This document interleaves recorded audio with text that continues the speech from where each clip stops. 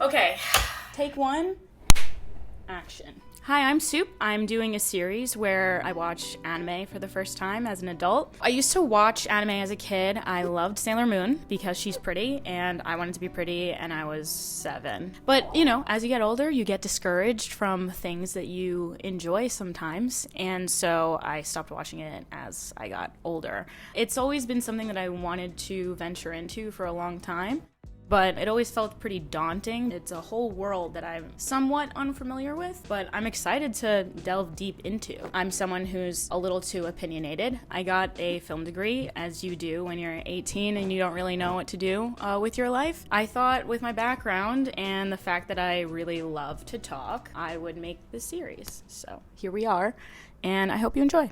The first one that I decided to watch was the One Piece live action. This is an extremely well-received live action, and for good reason. It was such a lovely watch. A lot of scenes seem to kind of overlay live action with the anime version of it. That was very impressive, and I think that it really did the anime justice because of how beloved it is. That's a very difficult thing to do, especially when you are directing it, and I just really love that they did it as well as they did. I thoroughly enjoyed the special effects. I thought that it was very seamless. It didn't, like, when it happened, it wasn't very obvious and it wasn't like egregious, which is very difficult to come by these days. I can just see what you're doing in Blender, you know what I mean?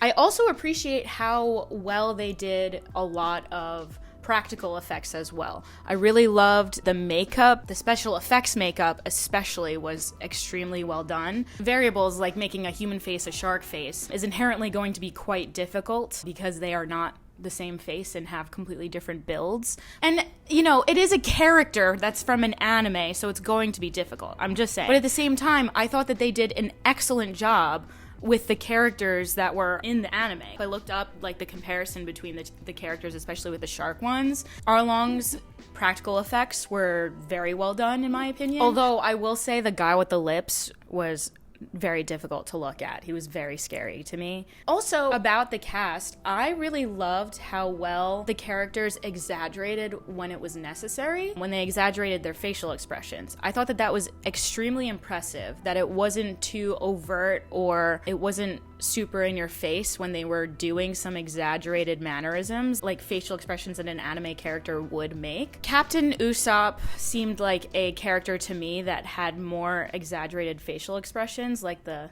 this thing that he does. It was so purposeful. It wasn't too in your face, which I think is what people tend to expect, in my opinion. I was expecting that. I was expecting to kind of like be like a little uncomfortable maybe by it a little bit. It was very easy to find the crew very, very charming. They had really great chemistry as a cast and as a crew. I was absolutely in awe of Mihawk. His entire entrance was just so amazing. And he just he ate it up, like for real. You could tell while he was playing the character, you could tell he was like, yeah, I am that bitch. I am so that bitch, and anyone else that tries, you just cannot. When the Marine captain calls Mihawk on the little snail phone, I think it was, he said, Did I catch you in the middle of something?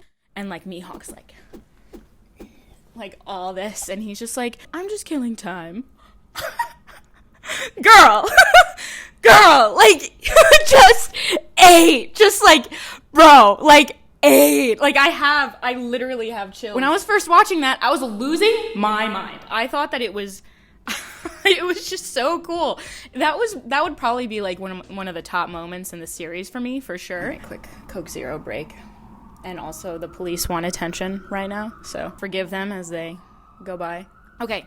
Zoro was quite striking for very obvious reasons. I was deeply impressed by how effortless and suave his character was portrayed. And I heard that it was quite difficult because English was his second language, if I'm not mistaken. And so he didn't speak English when he was acting, which I think it made him more mysterious and just want to learn more about you or whatever. Also, I really like Sanji. Very well played and cast. He really looked like the quintessential anime blonde-haired dude. There were just some minor differences in the cast. I'm pretty sure Captain Usopp in the anime has a longer nose, and also with Sanji, he has like this swirly eyebrow thing and then also like a little patch over here. But I thought that it was like a very tasteful choice to not add those things because I think it would have made it look more fake. And I think that they were really trying to avoid that and were only using the practical effects when absolutely necessary. Okay, I really in particular loved Zeph's acting. He just felt particularly convincing when Zeph and Sanji were stuck on the island together.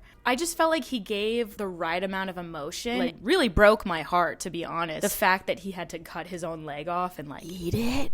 Bro. And meanwhile, the whole time we thought that he was just this curmudgeon who was just saving all the food for himself. Turns out he gave the kid all the food and ate his own leg. He ate his own leg. Okay, going off of that, can we talk about how insane people act after losing a limb? When Shanks was like loses his arm for Luffy, he goes, "It's just an arm." It's just an arm? I understand that a consistent theme throughout anime that I've seen is that nothing is more important than the people that you love. And I think that's a very, very beautiful sentiment. However, I do not think that it is overstepping at all to be like, you know what? I think I can overreact a little bit to my arm being cut off. Are you serious? I was so shaken to my core when I was like, hang on. I needed to like stand up. I just couldn't.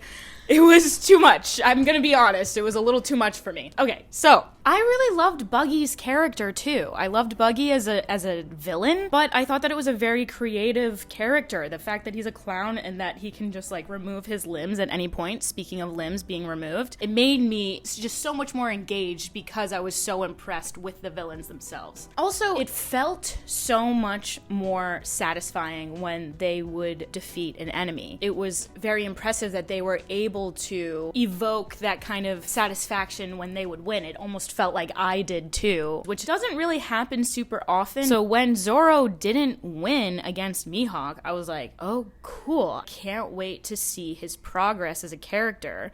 I love that. I really loved that. You don't see that enough. Okay, so I'd like to move into some things that peeved me. Speaking of Zoro, I was so annoyed with the teenage version of Zoro. I'm sorry, what the hell was that? I really loved how mysterious he was at the beginning, and so this is what I thought his backstory was going to be. He was just this kid who was shy. He was like the best swordsman in his grade or whatever as like a child, or he's never good enough, but he has like a very kind heart, picks up a flower and really cares about it and tries to care for it. Something like that. But for this, I was like, this is like really lame. It didn't give enough to me. It didn't satisfy me that is Zoro's character. Like, I kind of refused to believe it because his younger self just absolutely did not correlate to me with his older self. He directs all of his anger towards this very sweet girl. I don't understand the dynamic. I don't understand why she would even be friends with him because he's so randomly mean to her. And she was nothing but supportive to him. I was also baffled that in their fight, and maybe this is a traditional thing, I don't really know. I don't want to overstep or say the wrong thing here. Please forgive me as I'm trying to navigate this. But I did not love that, like, she was like, if you win, you'll have to kill me. And he's like, okay, bet. It's just like, why would you want to kill her? And the fact that after she dies, he has the audacity to take her sword and use it just feels so dumb and out of place. It doesn't make sense to me. And I was like most excited probably for his character, for his lore. It didn't hit. I felt like they were trying to garner sympathy for Zoro, and it felt very unearned, except for the fact that the actor's stupid hot. Okay, this brings me to my next point. I don't understand how after like this really epic battle, they start laughing.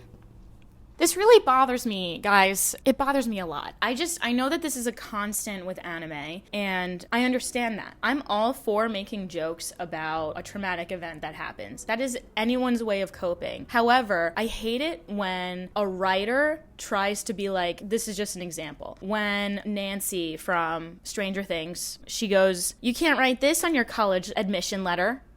I'm sorry, several people from your high school just died. You're thinking about your college admission letter? I don't know how people don't find this more aggravating, but it elicits so much anger from me. Probably more than it should. Fair enough. I have anger issues. I don't know if you can tell. But I hate when they act in a way that's supposed to be like, ooh, hee, it's not that big of a deal. No, this is a big deal, and it's okay for it to be a big deal. I just think that it's good to depict real emotions so that when people do have real emotions to really horrible events, then they can feel validated. Because if not, it makes me lose sympathy for them because they're making bad jokes about it. Okay, one thing that I noticed about anime is that surface level, it's a cartoon, and yes, sometimes they say some corny lines at like weird times to try to diffuse the situation and stuff. But when you dive deep, overall, the plot and concepts are so much more complex and nuanced. And I think that like people like me who are entering into it, once you get over that,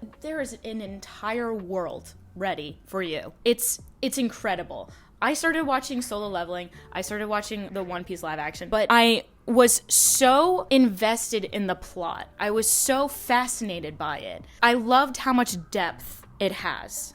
I was a big fan of how the first pirate that was on Luffy's crew was Kobe, who ended up becoming a Marine because that was Kobe's dream since he could remember. He wants to help people who can't help themselves. Beautiful sentiment. Luffy unintentionally helps people around him because it's second nature to him. Kobe goes to the Marines because he's been fed this pipe dream of being able to help people. He decided to join the Marines and then didn't realize that they are in cahoots with the most powerful pirates in the world, in this universe. I think you could really tell the disappointment that Kobe felt in that moment. Everything that he had hoped for, everything that he had wanted to do and wanted to contribute to just came crashing down. It's all just not real. I really appreciated that as a plot line. Because he also left the crew and then joined the Marines, we were able to follow the Marines and the antagonist. That's a unique thing that I haven't seen very often, that you're watching the antagonist almost as closely as the protagonist, because they kind of do play pretty equal characters. And they both have the same endeavor almost, but on opposite ends of the spectrum. I think that Luffy's endeavor isn't extremely intentional. I think because he has this dream, he wants to encourage other people to go after their dream as well.